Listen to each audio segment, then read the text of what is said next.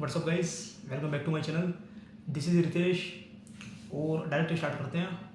ये वीडियो जनवरी 25 और मई 25 वालों के लिए हेल्पफुल रहेगी। और रिवीजन से लेके एग्ज़ाम के 3 घंटे तक में जितनी भी मेन चीज़ें होंगी ना, वो सारी कवर कर दूँगा। सबसे पहले मैं तुम्हें 2 बात बता देता हूँ।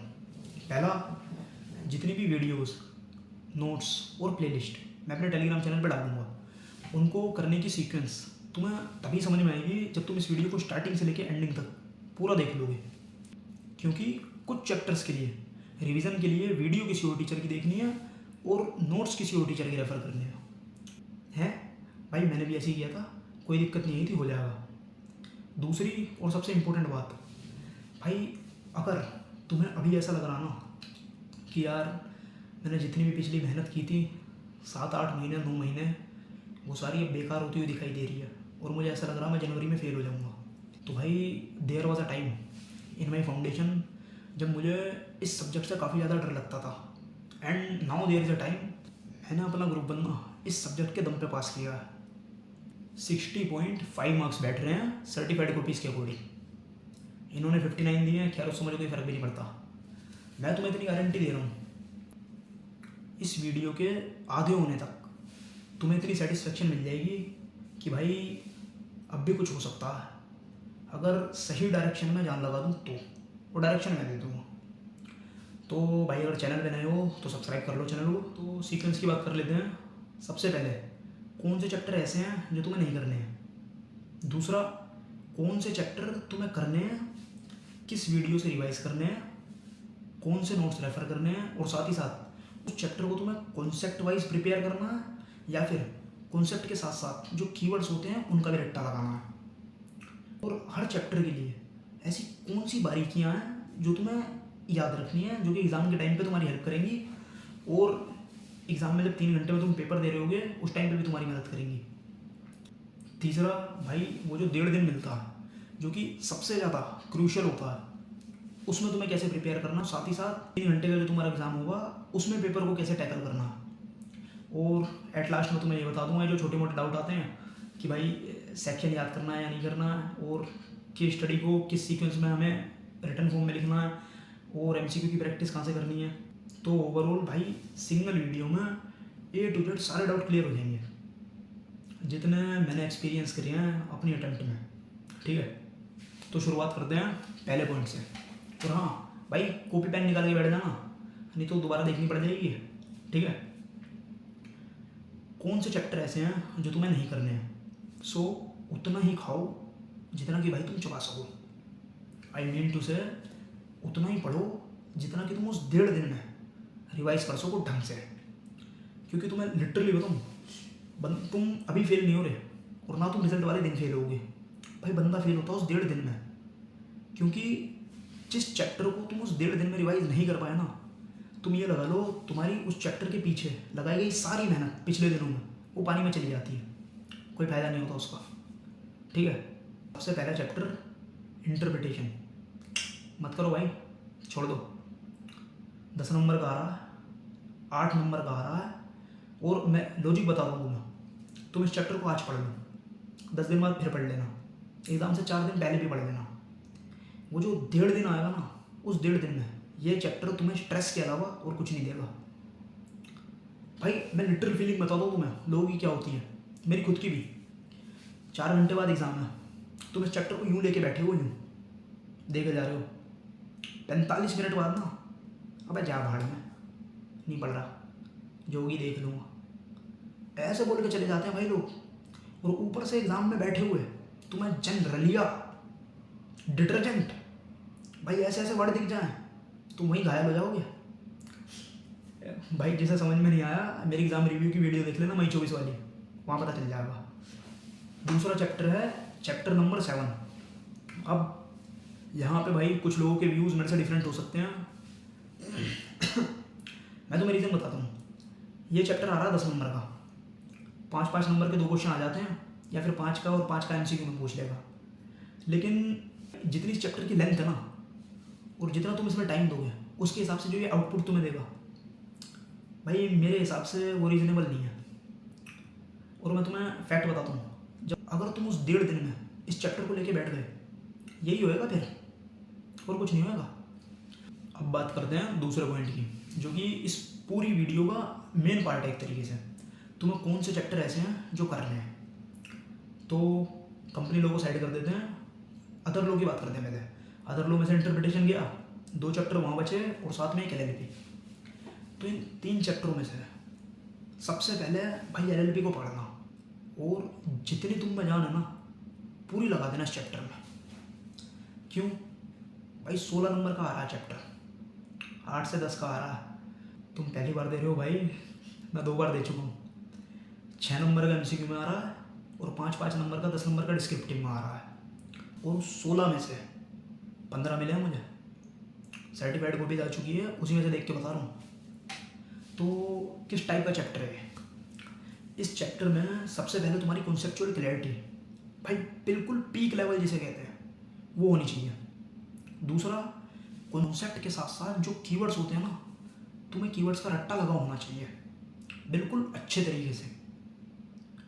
अब करें कहाँ से भाई इस चैप्टर को, तो रिवीजन की बात कर रहा हूँ मैं। और जिसकी भाई जो भी मैं चीज़ बताऊँगा ना रिवीजन के लिए, जिस बंदे ने ढंग से बढ़िया तरीके से कर रखी है, वो बस नोट्स फॉलो करना कहाँ से है। AVJ करके कुछ लोगो था उसका, टेलीग्राम चैनल पे मैंने वीडियो डाल दिया, और जो कमेंट है कमेंट में टेलीग्राम का लिंक पेस्ट कर दिया, वहाँ से देख लेना।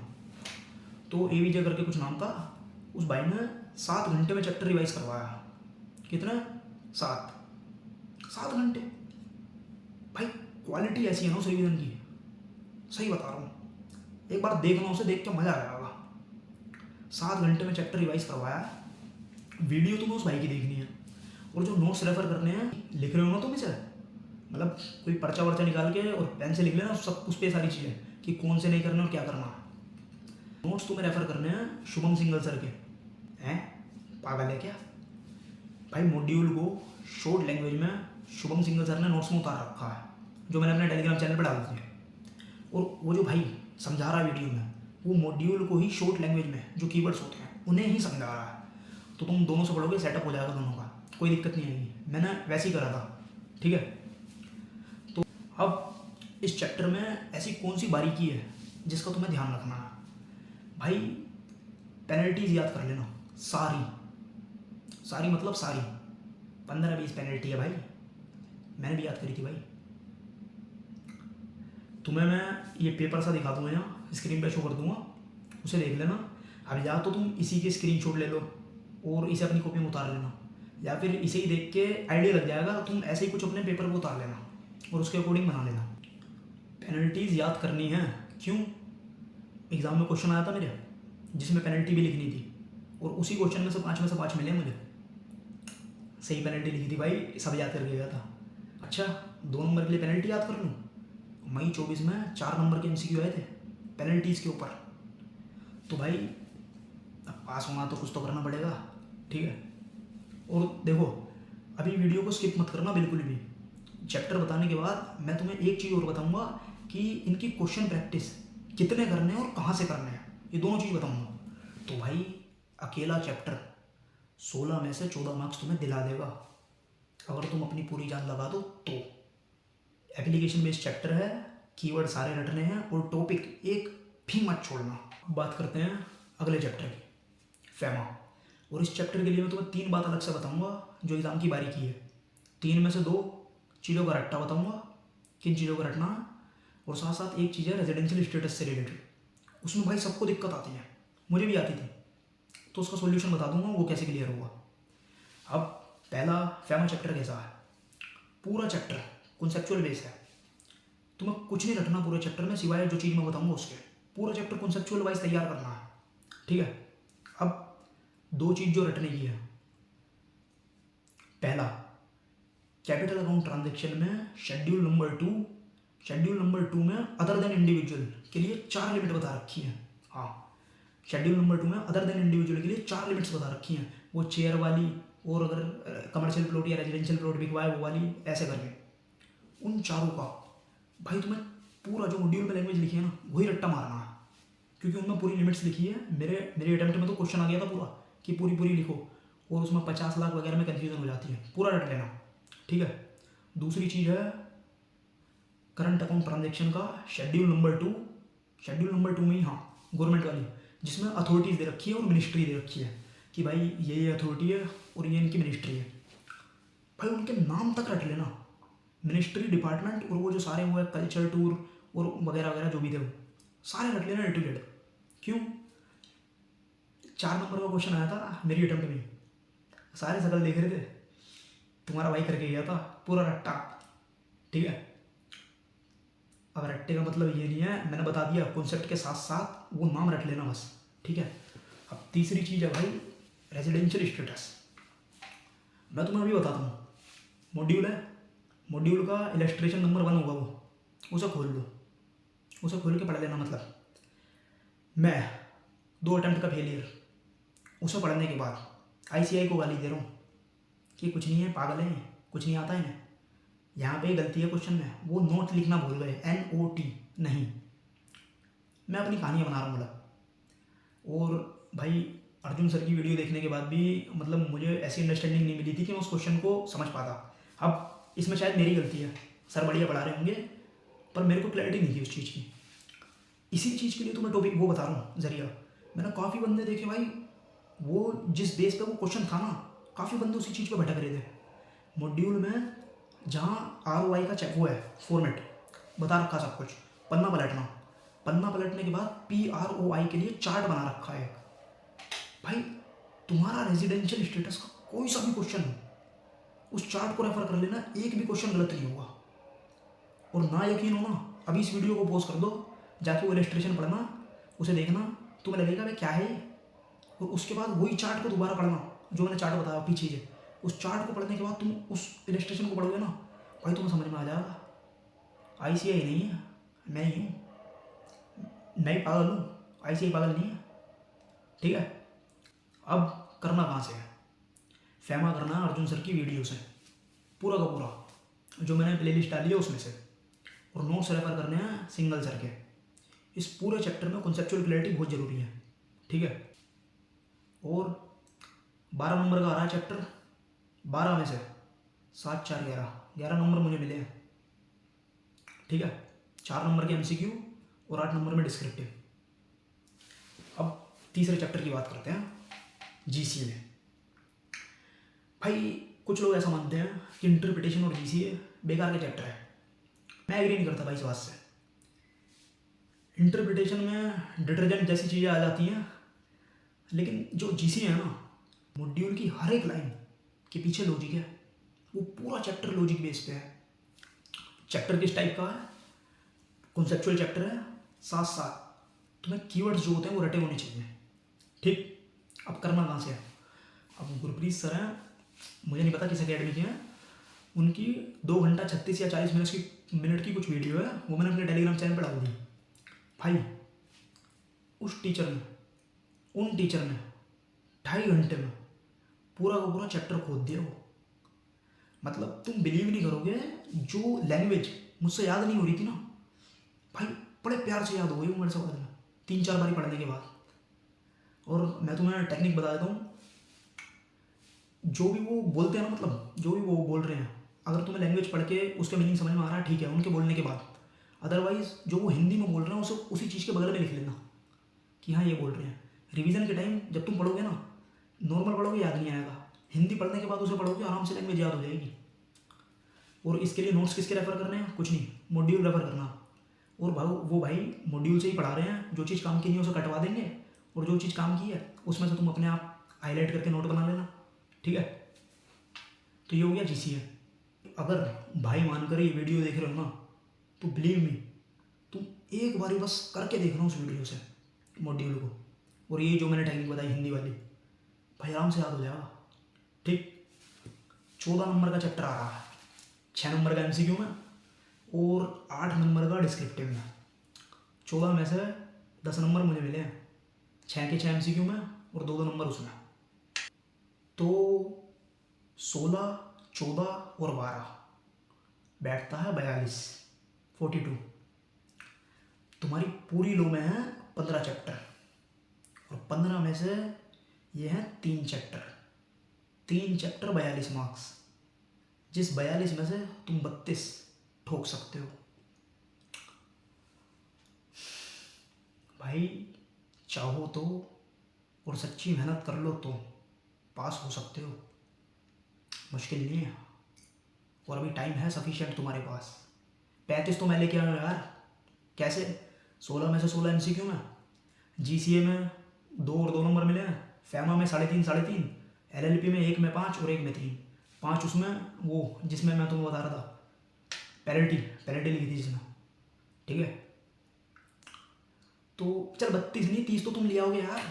तुम्हारा जो पास होने का डर है वो तो ये 3 चैप्टर खत्म कर देंगे अगर ढंग से प्रिपेयर कर लो तो। ठीक, अब क्वेश्चन भी बता देता हूँ कि कहाँ से करने हैं। तो भाई क्वेश्चन के लिए सबसे पहले मॉड्यूल के पीछे के MCQ, बैक एक्सरसाइज के क्वेश्चन। ठीक है, उसके बाद यार ज़्यादा दूर तो आई नहीं, मई की अटैम्प्ट 2 ही हुई हैं अभी। मई 24 से लेके अब तक के जितने भी MTP RTP और PYQ बैठे हैं सारे लगा देना, इतने सारे। भाई तुझे क्वेश्चन लिख के थोड़ी करने हैं, क्वेश्चन का एक्सपोजर लेना बस, किस टाइप का क्वेश्चन आ रहा है सारे क्वेश्चन कर देना। और MCQ जो है ना वो जरूर कर लेना भाई, ये MTP RTP इन सब के, और PYQ ये जो सितंबर वाला तुम्हें मिला है। ठीक है, MCQ लगा लिए। अब मैं बताता हूँ तुम्हें कौन से क्वेश्चन सब्सक्राइब करना है।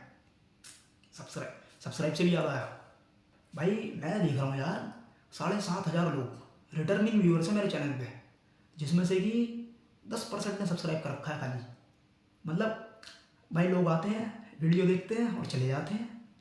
ऐसे मत करो भाई, बढ़िया लग रही है तो सब्सक्राइब भी कर लो। ठीक, मेरे चैनल पे जाना, चैनल पे जाने के बाद टेलीग्राम वाले मैंने जो प्लेलिस्ट डाल रखी है अर्जुन छाबरा सर की, उसे खोलना।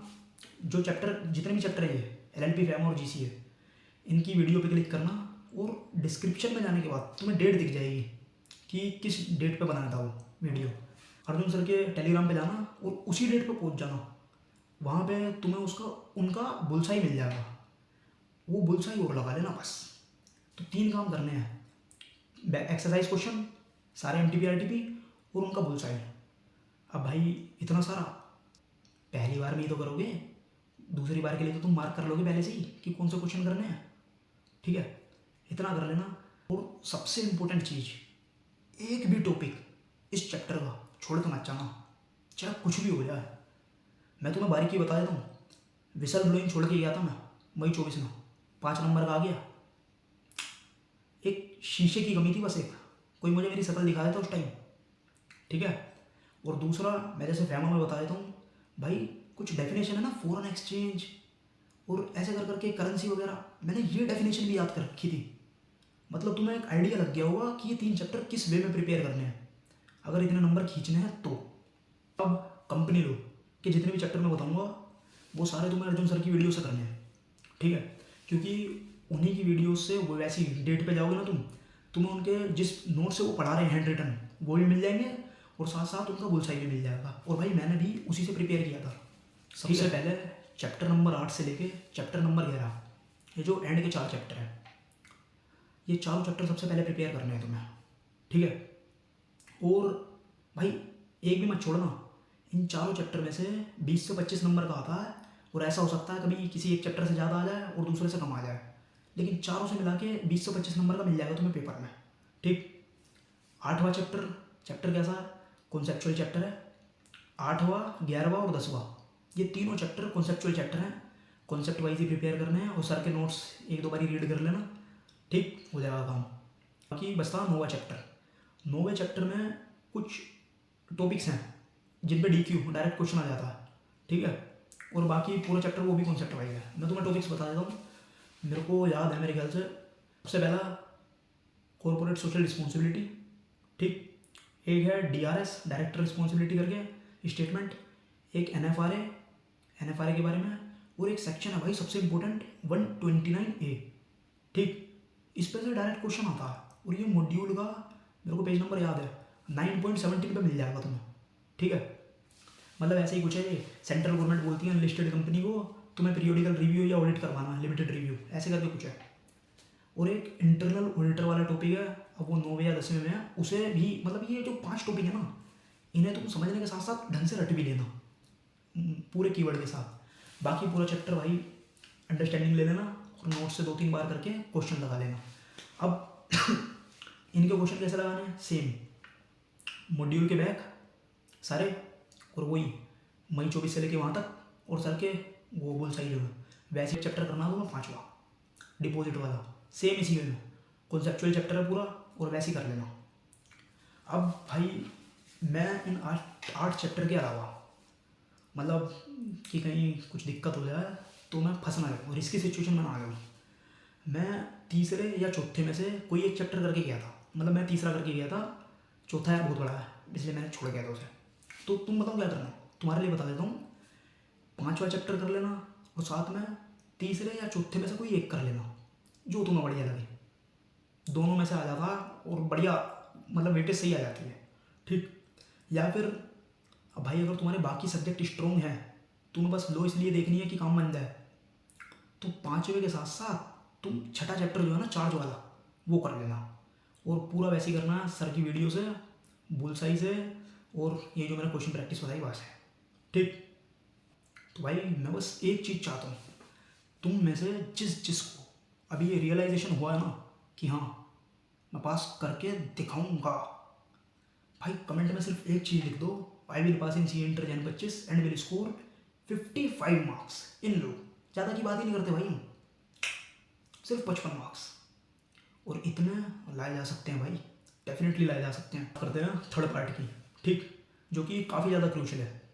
कितना ही पढ़ लो, इस चीज़ को ढंग से स्ट्रेटेजिकली मैनेज नहीं किया ना, सब वेस्ट है। उस 1.5 दिन में तुम्हें क्या करना है, देख भाई मेरे को पता है सर्दी का महीना है, ठंडी हो रही है, बट स्टिल जल्दी उठना और डेली दो के लिए 2 घंटे निकालना। तुम्हें इन 10 दिनों में इन 2 घंटे में 4 चैप्टर निपटाने हैं, ठीक। सीक्वेंस भी याद कर लेना, इसी सीक्वेंस में सबसे पहले नोवा, फिर 10वां, उसके बाद LLP और उसके बाद GCA।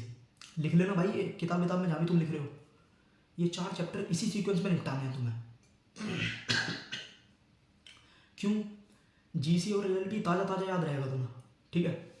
अब एडवांस अकाउंट का पेपर दे के आ गए, वो जो 1.5 दिन मिलेगा, सबसे पहली बात एक भी बड़ा चैप्टर तुम्हें हाथ नहीं लगाना। आते ही या तो जो मैं बता रहा हूँ वही फॉलो कर लेना। सबसे पहले उठा लेना छोटे इन द सेंस 8वां चैप्टर कर लेना। 8वें के बाद फैमा कर लेना और फैमा के बाद उठाना नोवा, ठीक।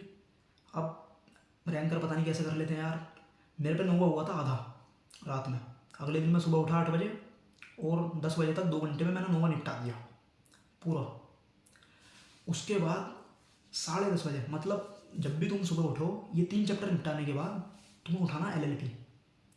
मैंने 10:30 से लेके शाम के 4:30 बजे तक दिल से भाई सिर्फ LLP किया था और वही सारी चीज़ें पेनल्टी वगैरह सब। मैं तुम्हें बताऊँ बेकार से topic, compromise, arrangement, regional director के वो झगड़े वगैरह जो भी थे वो भी करके गया था मैं, कि भाई वो विसल ब्लोइंग वाला सीन ना हो जाए मेरे साथ दोबारा, कि जो छोड़ के आऊँ उसी में से ही आ जाए 5 नंबर का, ठीक। पूरा चैप्टर कर लेना भाई।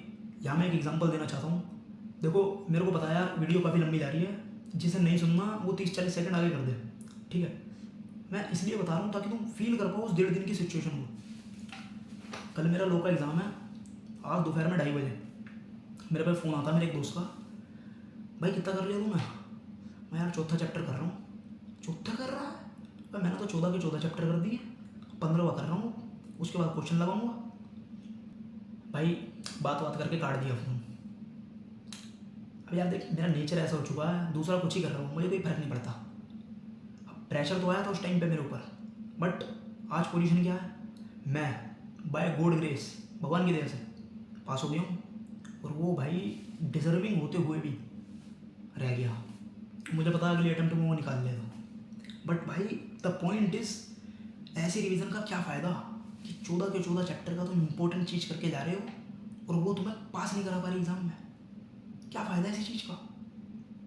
भाई खाना मुंह में भरना कोई मतलब नहीं है। तुमने LLP रिवाइज कर लिया 4:30 बजे तक, उसके बाद चैप्टर नंबर 10 उठाना, ऑडिट और ऑडिटर वाला, छोटा ही है बट स्टिल मान लो 4 घंटे में हो गया 9 बजे तक। अब भाई उस पॉइंट ऑफ टाइम पे ना अपने आप से सिर्फ एक ही बात कहना अपना नाम लेके कि भाई 4 दिन बाद 6 घंटे एक्स्ट्रा सो लूँगा, पर आज ये 2 चैप्टर करके सोना मुझे। पहला 5वां डिपॉजिट वाला छोटा सही है, और दूसरा फॉरेन कंपनी 11वां वो भी छोटा सही है। ये 2 चैप्टर करके सो लेना। अब सुबह पेपर वाले दिन उठोगे, आराम से उठ जाना 9 बजे, 8:30 9 बजे। 9 बजे से लेके GCA लेके बैठ जाना जब तक तुम्हारे पास टाइम होगा। और मैं बता रहा हूँ भाई, तुमने GCA रिसेंट में ही रिवाइज़ किया है भी, जो मैंने तरीका बताया था 10 दिन में 4 चैप्टर, GCA आराम से याद हो जाएगा। और उसके बाद चले जाना अपना। जो याद नहीं भी होता, बचे हुए पन्ने उनकी फ़ोटो खींच लेना फ़ोन में, उन्हें पढ़ते हुए चले जाना। रटना थोड़ी है, अब पढ़ना ही तो है तुम्हें बस। ठीक, अब बता देता हूँ एग्ज़ाम के 3 घंटे में क्या करना है। भाई मेरी बस यार तुमसे एक ही रिक्वेस्ट है, तुम्हारे आसपास जिस भी बंदे को इस वीडियो की ज़रूरत है ना, उस तक इसे पहुँचा देना। ठीक, सबसे पहले जिस भी क्वेश्चन में तुम्हें LLP दिख जाए, चौथा और 5वां LLP जहाँ दिख जाए ना दोनों क्वेश्चन में, वो क्वेश्चन अटेम्प्ट करने हैं। क्यों? LLP के साथ या तो 9वां 10वां आएगा ऊपर में, नीचे वाले में भी या तो 9वां या 10वां आएगा। ठीक, एक में इंटरप्रिटेशन पूछेगा, उसे मत करना। एक में GCA पूछेगा, उसे कर देना। ये दोनों क्वेश्चन अटेम्प्ट करने के बाद तुम्हें सबसे पहले जाना है तुम्हारे कंपलसरी क्वेश्चन पे। कंपलसरी क्वेश्चन में एक मिलेगा फेमा का क्वेश्चन, उसे अटेम्प्ट कर देना, और ऊपर का जो तुम्हें आता है वो अटेम्प्ट कर देना। अब ये 3 क्वेश्चन अटेम्प्ट करने के बाद तुम्हें डायरेक्ट जंप मारनी है MCQ पे। स्टार्टिंग में और पहले करना ही नहीं भाई, और रीडिंग टाइम में भी कंपलसरी क्वेश्चन को मत देखना, बस अपना यही ढूंढना LLP कहाँ है, और केस स्टडी को क्रैक करना चालू कर देना LLP के ऊपर वाले क्वेश्चन की। अगर तुमने जो मैंने पीछे तरीके बताए हैं सारे लगा के करे हैं ना ढंग से, 16 नंबर MCQ में कहीं नहीं गए तुम्हारे।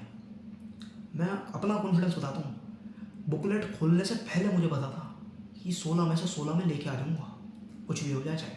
और भाई हुआ भी वही। अब ओवर कॉन्फिडेंस नहीं है यार, मेहनत ऐसी करी थी कि 16 में से 16 ले आऊँगा, पक्का पता था। मेरे 26 नंबर थे MCQ में टोटल 30 में से। सारे MCQ करने के बाद फिर एंड में वो 2 क्वेश्चन बचे हुए अटेम्प्ट कर देना जो तुम्हारा सीक्वेंस बने उसमें। ठीक, वीडियो का 4th पार्ट जल्दी से कवर कर लेते हैं। सेक्शन कोड करने हैं, नहीं करने। केस स्टडी कैसे करनी है, सबसे पहले as per the provisions of general clauses लिख देना। इन द गिवन केस दूसरे पैराग्राफ में केस को डिफाइन कर देना। और तीसरे में मेरी एक फेवरेट लाइन है फाउंडेशन से, चाहो तो वो चेप सकते हो, लिख लो कॉपी पे। After analysing above provisions and fact of the cases we reach to the conclusion that. ये लिखने के बाद तुम अपना कंक्लूजन लिख देना। केस स्टडी हो गई। अब MCQ प्रैक्टिस, भाई वही एक्सरसाइज के बैक वाले, और मई 24 के लेके MTP RTP अब तक की जितनी अटेम्प्ट है भाई, ये करे बिना बिल्कुल मत जाना। मैंने खुद ने करे हैं, बहुत तगड़े तगड़े MCQ हैं ये सारे MTP और RTP में, मई 24 वाले से लेके अब तक। उन्हें अटेम्प्ट कर लेना ढंग से, तुम्हें ये पता चल जाएगा कि ICI किस लेवल तक MCQ पे टेस्टिंग कर सकता है। और मैं तुम्हें इतना और बता दूँ, MTP के जो MCQ है ना, वो पेपर के लेवल से थोड़े हार्ड बना रखे हैं। पेपर में आसान आए थे दोनों बार, मई में भी और इसमें भी। बाकी रिवीजन, अब भाई रिवीजन वीडियो तुम्हें खाली एक बार देखनी है, बार बार रिवीजन मत देखने बैठना। मैंने देखे हैं कुछ लोग एंड टाइम पे भी रिवीजन खोल लेते हैं। एक बार देखना और उसके बाद सिर्फ और सिर्फ नोट्स से पढ़ना बस, और कुछ नहीं करना तुम्हें। भाई वीडियो खत्म हो चुकी है, जिसे जाना वो जा सकता है। मैं कुछ कहना चाहता हूँ, और तुम फेल हुए ना तो मुझे घंटा फर्क नहीं पड़ने का। हैं, कैसी बातें कर रहा है यार? तुम्हारे फेवरेट टीचर, तुम्हारे दोस्त, तुम्हारे साथ वाली, किसी को कोई फर्क नहीं पड़ने का। फर्क पड़ेगा भाई सिर्फ तेरे को। क्यों? तूने तो सब कुछ दांव पे लगा रखा है। और पड़ेगा भाई तेरे घर वालों को। उनको क्यों? उनका पैसा और उनकी उम्मीद लगी हुई है तेरे ऊपर, और किसी को कोई फर्क नहीं पड़ने का। तो मेरे भाई, अगर तुम फेल हो गए ना तो तुम वही हो जो तुम सोच रहे हो, और अगर तुम हो गए पास तो भाई कॉन्ग्रेचुलेशन। ऐसे बदलते हैं लोग, ऐसे। तो चुपचाप अपना काम करते रहो अपनी मस्ती में, और आगे लगने दो बस्ती में। कुछ फर्क नहीं पड़ता भाई किसी और से, ठीक है? और दूसरी चीज़ भाई, अगर तुम्हें लाइफ में कभी भी ऐसा लगे ना कि सर्कमस्टांसेस ने सारी जगह से तुम्हारी लगा रखी है, उस पॉइंट ऑफ टाइम पे भीड़ बन के खड़े हो जाना, और अपने मन में प्रॉब्लम्स के अगेंस्ट सिर्फ एक ही बात बोलना, तेरे में जितना दम है तू लगा ले, मैं यहीं खड़ा हूँ और हिलूंगा नहीं यहाँ से। तुम्हारा आधा काम ना ये एटीट्यूड कर जाएगा, बाकी तो तुम हुई मेहनती। तो भाई मैं ये मानता हूँ जो यहाँ तक आ चुका है एंड तक, आप ही लोगों मेरी रियल ऑडियंस, और आप ही के लिए मैं वीडियोस बनाता हूँ, ठीक है। तो अब मिलेंगे हम जब या तो तुम सी फाइनलिस्ट बन जाओगे या फिर तुम ग्रुप 2 में आ जाओगे, ठीक। तब तक के लिए चैनल को सब्सक्राइब करके रखना, मिलते हैं किसी और वीडियो में।